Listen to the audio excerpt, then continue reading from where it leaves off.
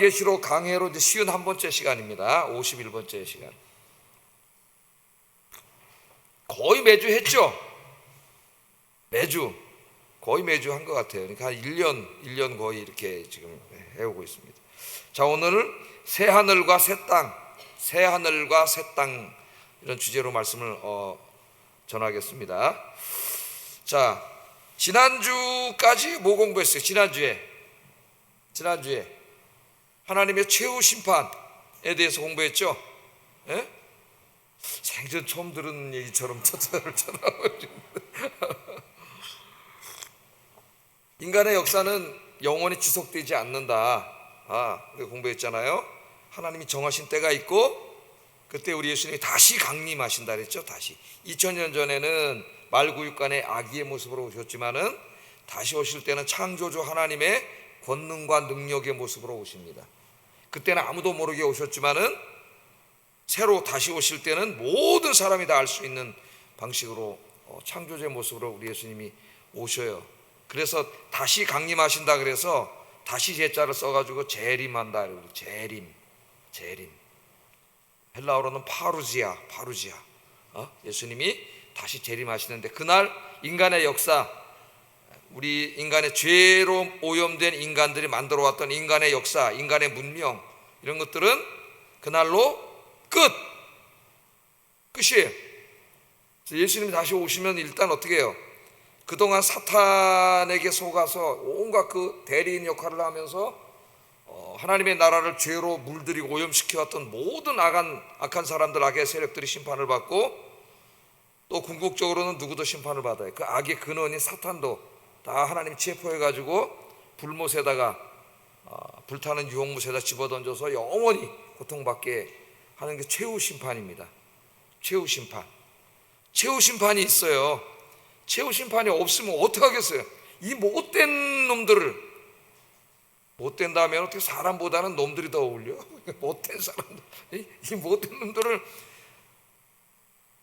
이 심판이 없다면은 그 온갖 못된 짓을 다 하고 이 땅에서 그 못된 짓을 하면서도 부경화를 누리고 온갖 악을 행하고 그렇게 살다가 죽고, 어떤 사람은 경건하고 선하게 살다가 그 사람들이 고통을 받고 괴로움을 당하고 그렇게 살다 죽은 것으로 그냥 끝나버린다면은 얼마나 억울하겠습니까, 여러분? 그죠? 그런 일은 절대 벌어지지 않아요. 하나님 살아계시기 때문에. 이 땅에서는 어떻게 본방을 피해 댕겼을지 모르지만은 우리 주님이 재림하시는 날 하나님이 다 보고 계시기 때문에 그 죄악에 대한 대가를 받습니다. 마지막 심판을 받아요. 그래서 고난받는 의인은 그날 영광스러운 날이 되고, 악을 행하던 이 죄인들, 이 땅에서 부경을 누렸을지 모르지만은 그날은 초상날이에요. 영원한 심판을 받는 날이에요. 이거를 이제 신학에서는 종말론적인 대역전이라래요. 종말론적인 대역전이 일어납니다. 대역전이. 지난 시간에 이제 최후 심판, 마귀까지 다 하나님 잡아서 굴못에다 가두는 최후 심판에 대해서 공부를 했고, 오늘은 이제 그러면 구원받은 하나님의 백성들, 최후 심판을 하신 다음에 구원받은 하나님의 백성들은 어떻게 되느냐, 어디서 살게 되느냐, 어떤 상태로 살게 되느냐, 희망적인 말씀이에요. 소망의 말씀. 거기에 대해서 오늘 공부하도록 하겠습니다. 마지막 때에 인간의 운명이 판이하게 달라집니다. 지금은 다 몰라요. 지금 뭐 돈 좀 더 많이 있는 사람도 있고, 공부 좀 많이 한 사람, 뭐 권력이 좀 많이 있는 사람, 뭐 교만하고 뭐 그렇게 살지만은 이제 마지막 때는 딱 알곡과 가라지로 그냥 쫙 나뉘어요. 하나님의 심판을 받고 멸망할 자들과 구원받을 자들로 나뉘게 됩니다. 오늘 오후 예배 오신 여러분들은 다 구원받는 하나님의 백성인 줄로 믿습니다.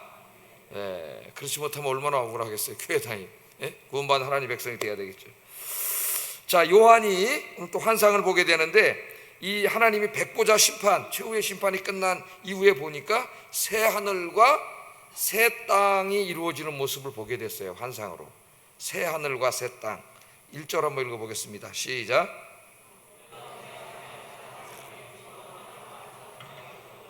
바다도 다시 있지 아니하더라. 또 내가 보니, 우리가 맨날 보던 이 하늘과 땅이 아니라 새 하늘과 새 땅, 새 하늘과 새 땅. 처음 하늘과 처음 땅은 어떻게 했어요? disappear, 사라졌어요. 사라지고 새 하늘과 새 땅이 나타나. 옛날에 처음 보던 옛날에 하늘, 땅, 바다가 다 사라지고 새 하늘과 새 땅이 나타나는 모습을 봤다. 그렇게 이야기하고 있습니다. 자신이 한 번도 경험하지 못했던 세상이죠. 그것을 요한이 봤어요. 자, 근데 여기 이제 우리가 이 말씀을 잘 이해해야 될 것이, 요즘 수요일 날도 베드로후서를 공부하고 있는데 베드로후서에서도 이 종말의 문제를 다루고 있어요. 그래서 베드로후서 공부할 때도 이 비슷한 내용을 공부를 했습니다. 이미 지난 수요일 날 오신 분들은 그 설교를 들었을 거예요. 자, 하나님께서 새 하늘과 새 땅을 창조하실 때에 이전 하늘, 옛 하늘과 옛 땅과 이 바다는 다 없어졌다 그랬어요. 이제 그 의미가 뭔가? 그럼 하나님께서 이 땅에 하나님 나라를 이루실 때에 우리가 살고 있는 이 지구와 우주와 이게 다 뭐예요? 옛 하늘과 옛 땅이 없어졌으니까 하나님이 완전히 다 멸망시켜서 파괴시켜 버리고 이 우주를 새롭게 창조한다는 말인가? 그렇게 어떻게 문자적으로 읽으면 들려져요, 우리 귀에. 그죠? 근데 그런 것은 아니라 그랬습니다. 그러면 하나님의 창조는 실패한 것이 돼요. 실패한 것이. 왜? 하나님의 창조 세계가 마귀의 농간에 의해서 다 죄로 파괴된 게 되잖아요. 그래서 그런 일은 벌어지지 않아요. 그럼 마귀가 이긴 거예요. 마귀의 목표가 하나님의 창조 세계를 다 때려 부시는 것인데 하나님 스스로 다 때려 부시게 만들어놨다면 마귀가 이긴 거예요. 그런 의미는 아니에요. 그런 의미면 말도 되지가 않습니다. 그래서 이것은 다 하나님이 멸망시킨다는 게 아니에요. 멸절 이런 게 아닙니다. 여러분, 그렇게 주장하는 이상한 신학자들도 있기 때문에 제가 이야기를 하는 거예요. 옛 하늘과 옛 땅이 사라졌고 새 하늘과 새 땅이 생겨났다는 것은 지난 수요일날 우리 공부할 때는 이제 하나님이 불로 이 세상을 다 정화시키는 모습을 봤죠. 그래서 그때 제가 이렇게 설교를 했어요. 우리 어머니들이 저 체하면 바늘에다가 바늘 콕 찌를 때 그냥 찌르지 않고 쇠독이 있으니까 잘못하면 염증이 생기면 큰일 납니다, 여러분. 그걸 불로 태우시잖아요. 우리 어머니들이 얼마나 지혜로우신지. 과학자예요, 과학자. 그걸 불로 태워서 그 세균을 다 죽인 다음에 그걸로 이제 이렇게 턱 찌르는 것처럼 베드로후서 3장에 있는 그것은 하나님이 불로서 이제 그것도 하나 상징적인 거죠. 뭐 진짜 불로 다 이렇게 막 정화시킨다는 게 아니면 상징이에요. 불은 그 불이 타면서 어떻게 돼요? 그 세균이라든가 바이러스 이런 게 다 죽어요. 그래서 하나님의 정화작용이에요. 정화작용. 그래서 여기 옛 하늘과 옛 땅을 멸절시킨다는 게 아니고 하나님의 창조는 원래 선한 것이었는데 우리 인간이 죄로 오염시켜 놨잖아요. 병들게 하고. 그것들을 하나님이 다시 치료하고 회복하시는 거예요. 회복. 병든 사람이 있으면은 요새 감기 때문에 고통당하는 분이 많으신데 의사들이 감기약 도지해주고 주사 놓으면은 그 약이 싹 들어가서 어떻게 해요? 우리 몸을 멸절시켜가지고 감기가 없어지는 게 아니라, 그런 게 아니죠. 우리 몸 안에 있는 그 바이러스들을 탁 약이 죽여가지고 다시 건강하게 회복시키는 걸 생각하시면 되겠습니다. 하나님이 하시는 일이니까 그 약이 하는 정도가 아니지. 창조주 하나님이 깨끗하게 이 죄악이나 이런 것들을 탁 정화시키고 모든 걸 회복시켜서 딱 보니까 우리가 보던 이 세계가 아니에요. 우리는 지금 죄로 오염된 세계를 보고 있어요. 그런데 그게 싹 치료되니까 그게 완전히 새 하늘과 새 땅이에요. 새 하늘과 새 땅. 죄가 없는 그런 새 하늘과 새 땅이 이루어지는 모습 환상을 오늘 보게 된 겁니다. 그러니까 여기도 조심해야 돼요. 이걸 이렇게 읽어보고 저분들이 맞네. 하나님이 다 그냥 멸절시켜버리는 거네. 그런 의미가 아니라 그랬습니다. 하나님의 창조 세계가 무슨 잘못이 있어요? 우리 인간의 죄로 오염시켜 놓은 거지. 병들게 한 거지. 그것을 치유하는 거예요. 하나님이 치유하고 다 회복시켜서 새 하늘과 새 땅, 하나님이 원래 창조하신 그 아름다운 하나님 나라로 만드시는 작업이에요. 작업. 그거는 누구도 할 수가 없어요. 누구만 하실 수 있어요. 전능하신 하나님, 우리 전능하사 천지를 만드신 하나님 아버지를 내가 믿습니다. 그때 그 전능하시다는 말의 핵심적인 표현이 바로 이거예요. 인간의 죄로 파괴시켜놓은 모든 것을 전능하신 하나님이 다 새롭게 치유하시는 거예요. 그 전능하신, 전능하다는 말이 요한계시록에 제일 많이 나옵니다, 여러분. 저하고 옛날에 우리 구역장님들이 공부하셨구나. 이 사도신경 우리 신앙고백을 공부하셨는데 그때 아마 기억을 제가 강의안을 다 나눠줬잖아요. 근데 전능하다는 의미가 뭐냐? 그때 보면 계시록에 제일 많이 나와요. 이 인간이 죄로 다 죽여놓고 병들게 한 것을 이 우주와 이 모든 지구와 인간을 다 하나님이 치유해서 구원하시는, 예? 그건 전능하신 하나님밖에 할 수가 없어요. 하나님밖에. 그 모습을 보여주고 있습니다. 자, 우리 인간의 몸도 마찬가지예요. 몸도 어떻게 돼요? 우리가 새 몸을 주시죠. 예? 새 몸을 주시는데 이 몸은 완전히 죽어서 장례지내가지고 저기 다 화장터 가서 태워가지고 그냥 어디다 뿌려가지고 그냥 그건 없어지고, 하나님이 그냥 새로운 몸을 이렇게 새로 만들어주는 게 아니라 그랬어요. 제가 이 몸입니다. 이 몸, 예? 이 몸이에요. 이 몸을 땅에 묻었든 태웠든 뭐 재가 됐든 그걸 뿌렸든 뭐 어디다가 갖다 묻었든 이 몸의 그 재, 그것을 재료로 해서 하나님이 새로운 몸을 만드시는 거예요. 그 사도 바울은 이것을 윤리 도덕을 가르칠 때도 이걸 가르치죠. 그래서 우리 몸이 바로 부활의 몸으로 만들어진 몸이기 때문에 이 몸으로 죄를 짓지 말라 그랬어요. 이것으로 끝나는 게 아니기 때문에 사도 바울 선생이, 그래서 이 몸을 거룩하게 해야 된다 그랬습니다. 이 몸으로 하나님이 새 몸을 만드는 거예요. 그래서 사람들이 목사님 화장해서 다 태웠는데 어떡하죠? 상관없어요. 화장을 했든 매장을 했든 뭐 그 상관이 없습니다. 예? 전능하신 하나님이 하시는 거예요. 하나님 외에는 할 수 있는 사람이 없죠. 그걸 누가 하겠어? 그걸 어떻게 해요? 뭐 하나님이 뭐 언제 우리 인간이 있었습니까? 흙으로 사람을 만들고 거기 생명을 하나님께서 불어넣으신 거지. 그래서 이 새 창조에는 우리 인간의 몸도 들어가요. 몸도. 이 몸이 아니죠. 좀 이따 나와요. 그것이 어떤 모습인지. 자, 이렇게 새 몸도 주십니다. 하나님 이렇게 말씀하십니다. 5절 한번 읽어보겠습니다. 시작.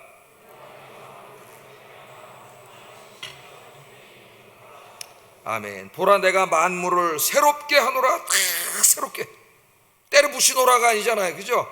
새롭게. 만물을 새롭게. 이 말은 신실하고 참되다. 반드시 이루어진다. 이 말은 신실하고 참되다. 그러니까 여러분 기대하세요. 여러분 저 요새 돈을 엄청나게 많이 들여가지고 막 성형수술하고 어떤 사람 막 여기 양악 턱도 깎고 막 다 하잖아요. 예? 네, 염려하지 마세요. 이제 우리 주님 재림하실 때는 가장 아름답고 완벽한 모습으로, 아름다운 모습으로 하나님이 싹 전신선형해. 전신선. 예? 싹 하나님이 이렇게 만들어 주셔요. 자, 그래서 이 새로운 새하늘과 새 땅에 대한 약속은 요한계시록에만 있는 게 아니라 구약시대부터 이미 하나님이 약속을 하셨어요. 이사야 65장 17절, 또 유명한 말씀입니다. 한번 읽어보겠습니다. 시작. 이전 것은 기억되거나 마음에 생각나지 아니할 것이라. 그래서 놀라웠게도 이사야 선지자가 이 새하늘과 새 땅에 대해서 쫙 예언하는 내용이 이사야 65장에 나와요. 한번 집에 가서 성경을 읽어보시고 무슨 말인지 모르겠으면 홈페이지 들어가서 이사야 제가 강의해 놓은 것을 들어보시면 돼요. 이사야 때부터 하나님 새하늘과 새 땅을, 그러니까 아담과 하와가 죄 짓기 전에 그 아름다운 모습인데 그것보다 더 완전한 모습. 그때는 죄의 가능성이 있었지만 죄의 가능성이 없는 더 완벽한 아름다운 나라.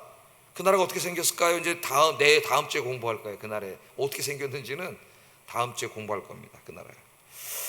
자, 그러면 이 새하늘과 새 땅이 어떻게 이제 이루어지느냐? 그 방법론적인 것이 그것도 오늘 이제 환상과 상징적인 그림으로 보여집니다. 2절 한번 읽어보겠습니다. 시작.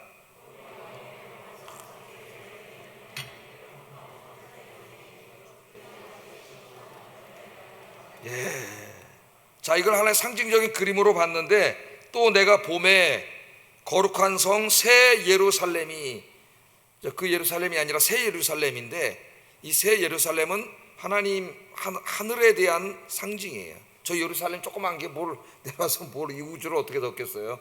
새 예루살렘이 하나님께로부터 하늘에서 내려오는 그림을 봤습니다. 내려오는데 그 준비한 것이 얼마나 아름다운지 결혼식 날 신부가 남편을 위하여 단장한 것 같더라. 그러니까 그 당시에 아마 최고로 아름다운 것의 상징이 신부의 모습이었던 것 같아요. 신부.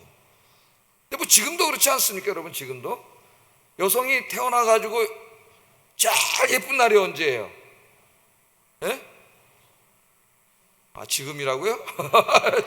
지금 신부 결혼식 하는 날, 그날은 막 진짜 면사포를 쓰고 뭐 화장을 또 그 메이크업 하시는 분들이 와서 막 눈썹도 붙여주고 막. 저는 왜 오라 그래가지고 여기다 눈썹이 제가 읽었는데 여기다 눈썹을 이렇게 그리더라고요. 여기다.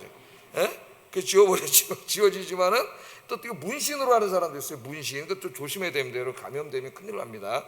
또 그 진짜 의사한테 가서 하든지 어디 가서 해야지 아무데나 막 하면 큰일 날 수가 있어요. 실명할 수도 있어요. 여기 이렇게 들어가면. 요거를 또 쫙 이렇게 막 그려주고 막 화장하라고 요거를 올리고 막. 그래서 보니까 그날 제가 그래도 제일 잘생겨 보이게 이렇게 만들어 주더라고요. 근데 오늘 이제 이 당시에도 마찬가지인 것 같아요. 그날 신랑을 위해서 신부가 그 지금 아름다움을 뭔가로 비유해서 이제 얘기를 하는 거죠. 하나님 보여주신 거예요. 그 결혼식 날 치장한 그 아름다운 신부의 모습, 그 모습이었다는 거예요. 그게 지금 새 예루살렘의 모습인데, 그 새 예루살렘은 저 예루살렘이 아니라 하나님의 나라예요. 하나님의 나라. 그 아름다움을, 그 나라가 얼마나 아름다운가. 단지 아름답고 예쁘다 그런 게 아니라 이 아름답다는 말은 모든 것이 온전한 모습입니다. 온전한 모습. 이렇게 내려오는 거죠. 자, 하나님의 보좌가 있는 하늘나라가 하나님이 창조하신 세계로 내려와서 그 세계를 덮는 그림이에요. 덮는 그림. 그래서 이거를 조금 신학적으로 제가 그림으로 좀 한번 설명을 해드리겠어요. 여기 이제 원래 그림에 제가 노란색을 해놨는데 요 까만색으로 이렇게 돼 있는데, 저 파란색이 땅이고, 그 옆에 테두리 또 이렇게 검정색으로 되어 있는 게 이제 하늘인데, 하늘과 땅이 하나죠. 하나 합쳐 있죠. 제가 성경에서 하늘과 땅은 이제 물리학적인 개념일 때도 있습니다. 하나님이 하늘과 땅을 창조하셨다 그럴 때는. 그러나 대부분 신학적인 의미라 그랬죠. 물리학적인 의미가 아니라. 하늘은 하나님이 계신 곳, 땅은 하나님이 창조하신 곳이에요. 창조하신 곳. 그래서 하늘 그러면 하나님의 보좌가 있고 천사들이 있고 우리보다 먼저 천국에 가신 우리의 신앙의 부모님들, 손조들이 계신 곳이 하늘이 하늘. 그 다음에 여기 이제 이 아직까지 죽지 않고 살아있는 우리들이 살고 있는 이 땅, 지구와 이 우주가 땅입니다. 성경에서는 땅이에요. 땅.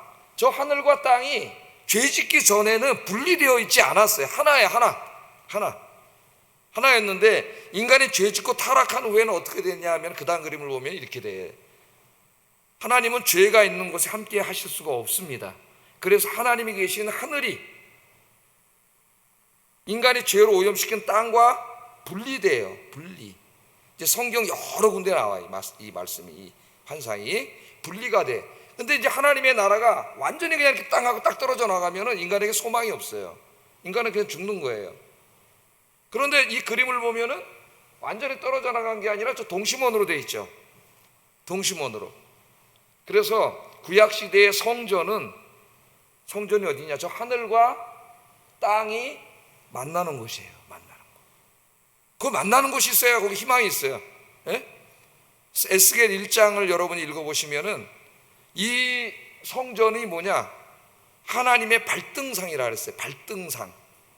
그러니까 하나님은 저 하늘 보좌에 앉아 계신데 그 다리가 쭉 앉아 계신 내려와서 그 발등상이 이 땅의 성전이에요. 성전. 그래서 성전은 하나님이 계신 곳이에요.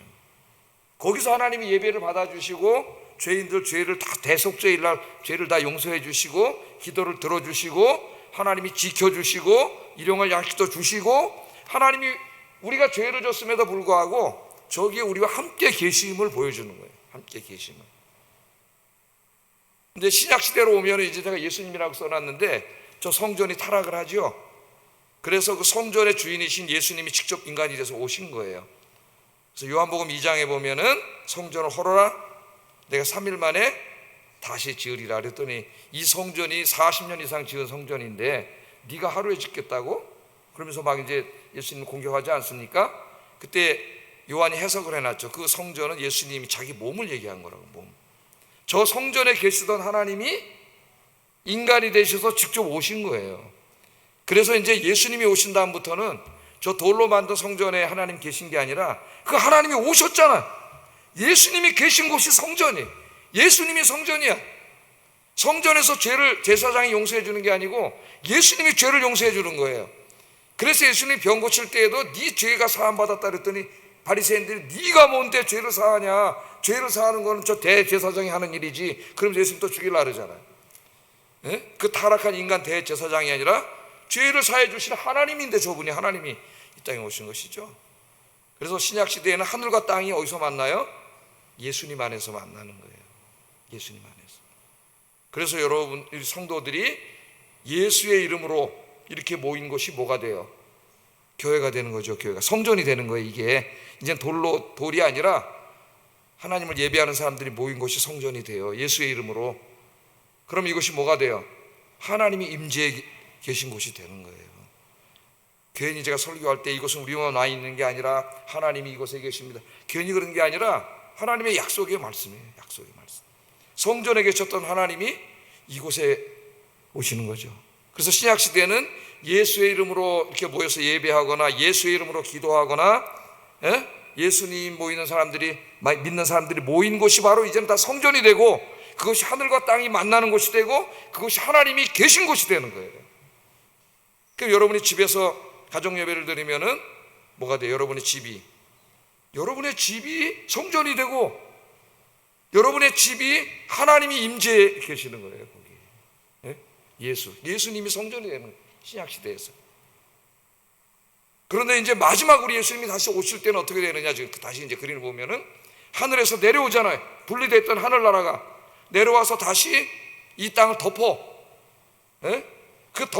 그럼 하나님의 충만함이 이 우주에 충만해져. 하나님의 영광이, 창조주의 영광이 충만해질 때에 그 안에 인간의 죄 때문에 생긴 죽음과 질병과 고통이 다 치유되는 거예요. 없어져요. 지금도 주님이 오시기 전에도 여러분이 성령의 충만한 가운데 하나님 안에 들어가면은 치유의 역사가 일어납니다. 하나님이 다 치유해 주세요. 회복이 일어나요. 회복이. 그래서 여러분 예배 하나를 드릴 때에도, 찬송을 하나 부를 때에도, 설교 듣고 예배 드릴 때에도 여러분 정신을 바짝 차려서 정말 예배를 잘 드려야 돼요. 그럼 그 안에서 놀라운 역사가 일어나요. 매일 와서 예배 시간에 그냥 이러고 가거나 뭐 딴 생각하거나 이러면 이 예배 백날 와봐야 아무 소용이 없어요. 모든 예배가 다 하나님께 상달되는 게 아니에요.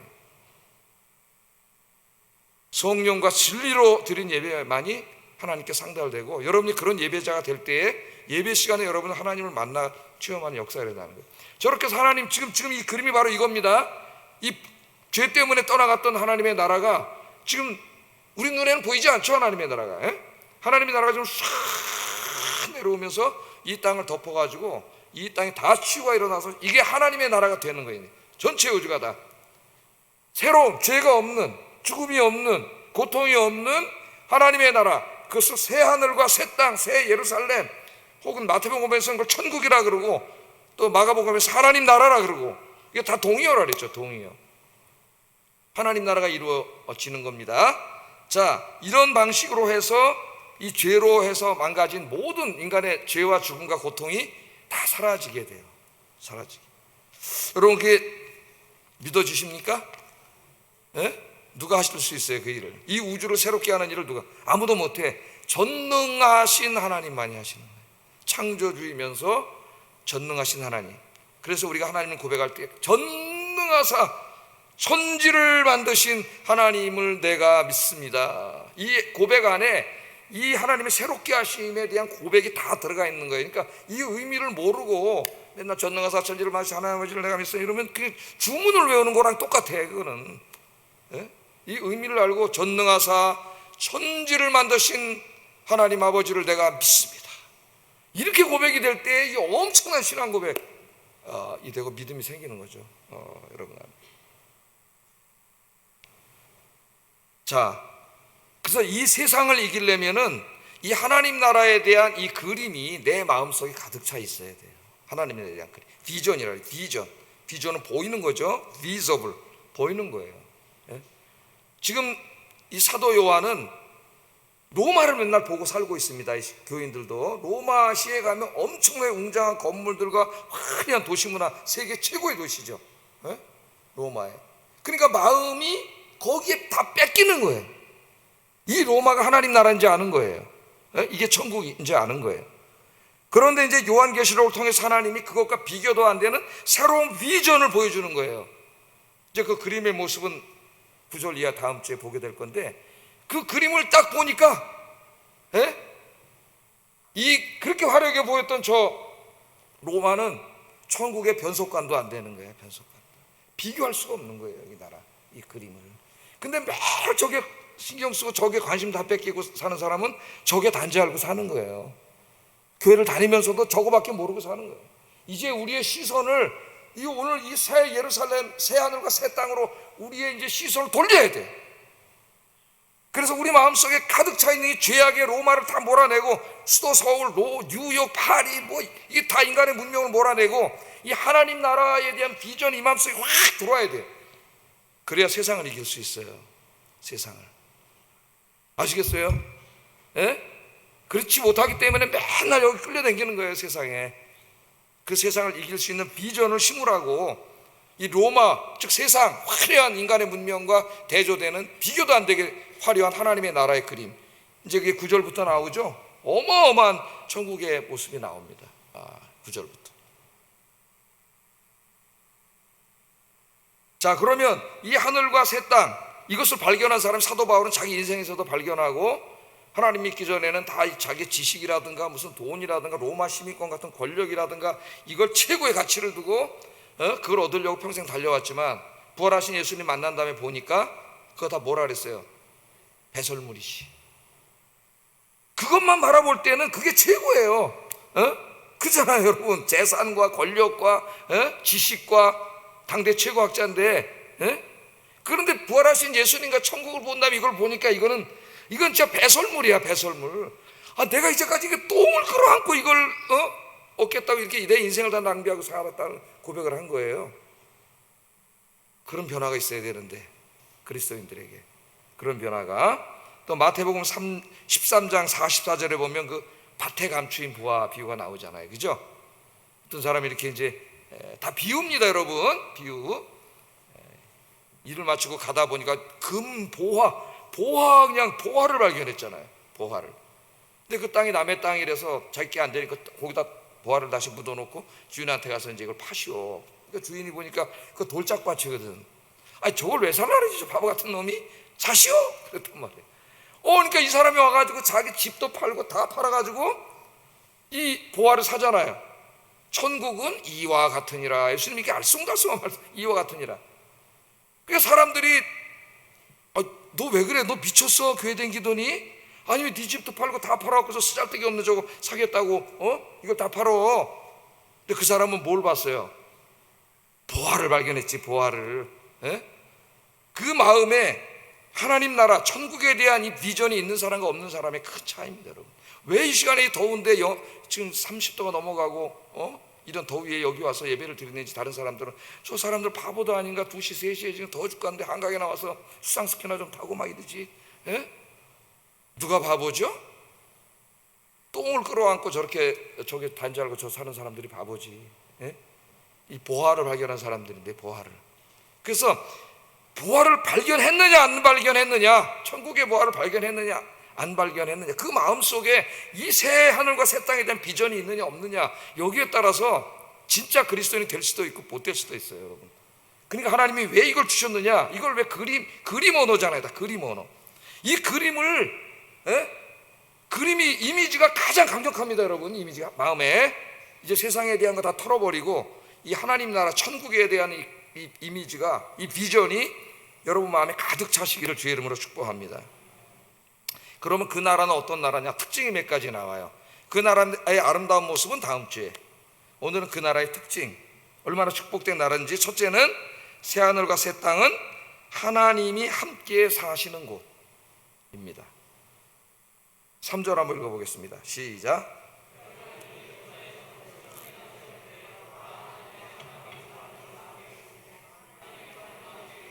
그들은 하나님의 백성이 되고 하나님은 함께 계심이니라. 아멘. 하나님은 그들의 하나님이 되고 우리는 하나님의 백성이 되고, 그런 말을 합니다. 이 말이 어디서 제일 먼저 나오죠? 출애굽기에 나오잖아요. 이스라엘 백성들을 택하셔서 그들을 가나안 땅으로 보내실 때에 하나님이 언약을 맺죠. 언약. 예? 우리말로 이제 언약이라고 번역을 했어요. 근데 우리 이 좋은 말 언약이 저기다가 술집에 갔다가 다 언약이라고 써놨더라고요. 예? 이 언약이에요. 하나님이. 그러면서 그 언약의 핵심이 뭐예요? 이스라엘이 왜 축복받은 백성입니까? 많은 민족이 있지만 내가 이제는 너의 하나님이 돼줄게. 그거죠. 내가 네 하나님 돼줄게. 너는 나의 백성이 되는 거야. 그게 제일 큰 축복이에요. 이 이스라엘에게 하셨던 축복이 이제 예수 믿고 구원받은 모든 성도들에게 내려지는 축복이 됩니다. 하나님이 나의 하나님이 되는 거죠. 창조주 하나님, 전능하신 하나님이 나의 하나님, my God, 나 같은 먼지도 안 되는 나의 하나님, 응? 나의 하나님 되어주시고 그 하나님이 나의 하나님이 되어주시니까 구약에는 어떤 일이 벌어지겠어요? 하나님이 나의 하나님이 되어주시면. 그래서 구약 성경을 읽으면은 하나님이 하나님 되어주신 다음에 하나님의 역할을 해주세요. 하나님의 역할. 그래서 복받은 사람이 그 역할이 어떤 역할이냐를 보여주려고 많은 메타포를 사용하셨다. 내가 이제 여러 번 가르쳤습니다. 그걸 언약의 메타포라고 하는데 어떨 때는 하나님 우리 아버지가 되어주시고 어떨 때는 남편이 되어주시고 어떨 때는 목자가 되어주시고 어떨 때는 왕이 되어주시고 여러 가지 메타포로 이야기를 하죠. 그 그림이 가지고 있어요.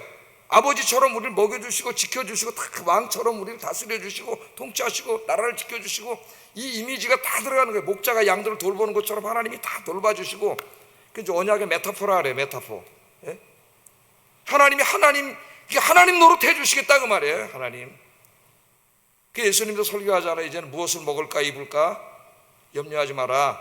이 모든 것이 너에게 있어야 할 줄을 하늘에 계신 네 아버지가 다 아시느니라. 믿습니까? 그 아버지가 누구예요? 하나님이지. 우리 육신의 아버지는 가난해서 못 줄 수도 있지만은 하늘 아버지는 가난하지가 않으시다. 예? 하나님이 다 주신다.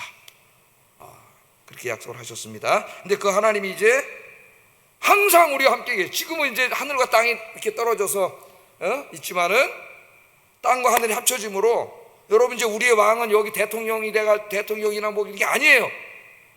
어떤 사람 대통령이 됐는데 또 이쪽 사람들은 싫어해. 물러가라. 탄핵시켜라. 뭔 소리냐. 이 인간의 사회가 맨날 진짜 이 시궁창에서 거기에 또 기독교인들까지 가세해가지고 얼굴 시뻘개져가지고 진짜 바보 멍충이도 아니고 그 정치인들한테 그러고 이제 그 나라에는 그런 인간의 왕이 없어요. 인간의 나라도 없어요. 누가 왕이에요? 하나님이 왕이시죠. 하나님. 예? 정의로우시고 공의로우신 하나님, 사랑이 풍성하신 하나님, 예? 여러분들의 아빠 되신 하나님, 여러분 너무 사랑하신 하나님. 할렐루야. 그래서 하나님의 나라는 정의와 평화와 사랑이 가득한 나라. 사랑이 가득한 나라. 그 하나님이 우리와 영원히 사는 나라입니다. 누가 제일 복받은 사람이에요? 여러분 집에 하나님이 함께 계시는 사람이 제일 복받은 사람. 자, 두 번째 이 나라는 어떤 특징이 있느냐 하면 거기에는 이제 사망이 없고 슬픔과 애통이 없고 질병이 없고 코로나 바이러스도 없고. 3절 4절 한번 읽어보겠습니다. 4절입니다. 이게 시작.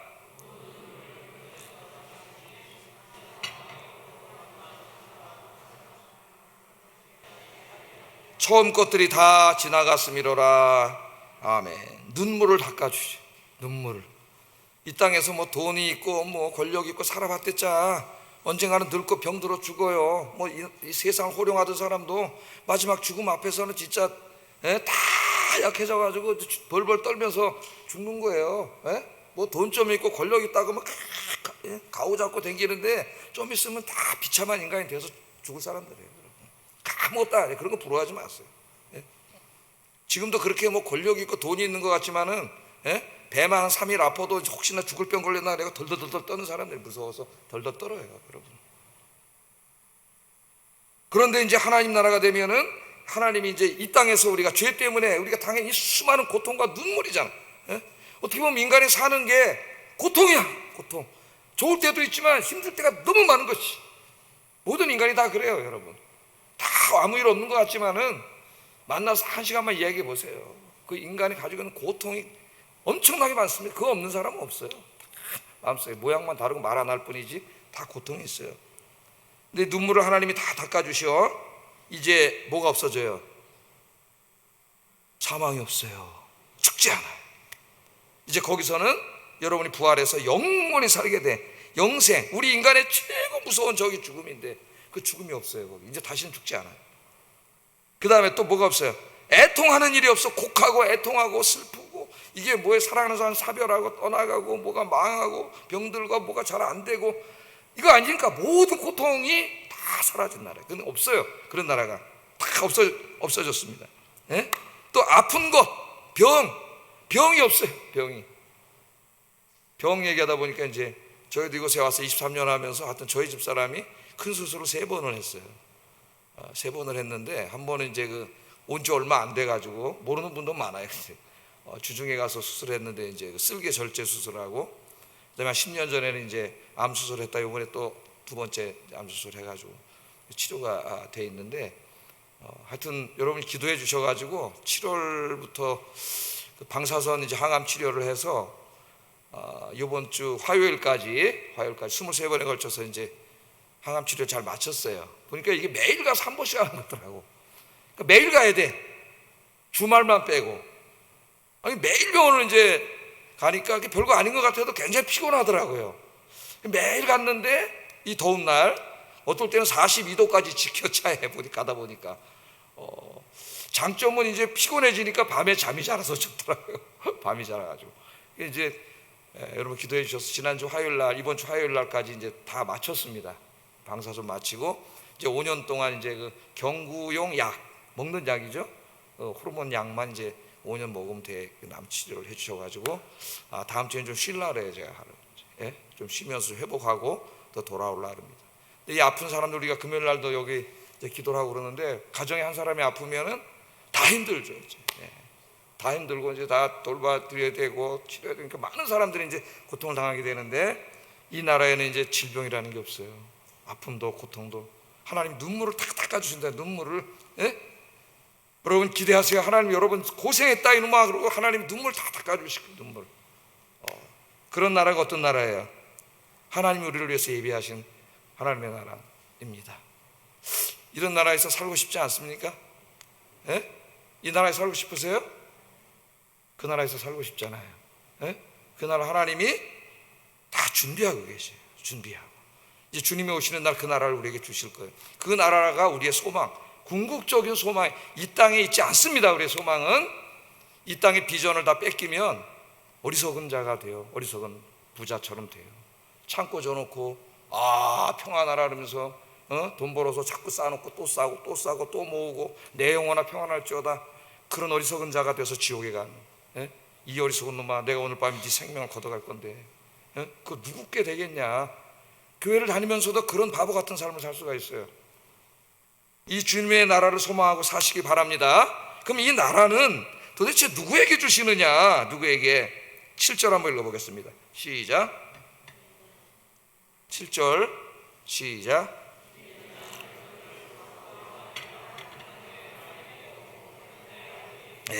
이기는 자라 그랬으니 믿는 자라 그러지 않았어요. 믿는 자라 그러지 않았습니다. 물론 믿는 자에게 주시는 거예요. 그러나 여기서는 진짜 믿음을 얘기하는, 진짜 믿음은 뭐예요? 지금 여기 환난과 핍박이 있는 시대에 이 말씀을 쓴 거예요. 그런 환난과 핍박 속에서도 믿음을 잃지 않고 포기하지 않고 끝까지 믿음의 싸움에서 이기는 자, 승리하는 자에게 이 나라를 상속해 주신다. 여러분 하나님 우리 아버지니까 우리는 당연히 상속을 받습니다. 여러분 이 축복의 나라를 상속해 주시는데, 믿는 자 단순히 그렇게 말하지 않고 이기는 자에게 주신다. 이기는 자. 그러니까 여러분 오늘부터 이 세상에 마귀에게 쏘가서 자꾸 세상으로 가고 지고 자빠지고 넘어지고 그런 사람 되지 말고 믿음으로 승리하고 이기시는 여러분 되시기를 주의 이름으로 축복합니다. 이제 구역 예배 개강했는데 구역 또 로마서를 공부하고 있어요. 로마서 공부하면서 구역장님들하고 같이 기도하면서 혼자는 신앙생활 할 수 없어요. 서로 위로하고 기도해 주면서 격려하면서 세상에 지지 말고 이기시는 우리 아이언께 모든 구역들, 우리 구역장님, 구역원들 되기를 주의 이름으로 축복합니다. 기도하겠습니다.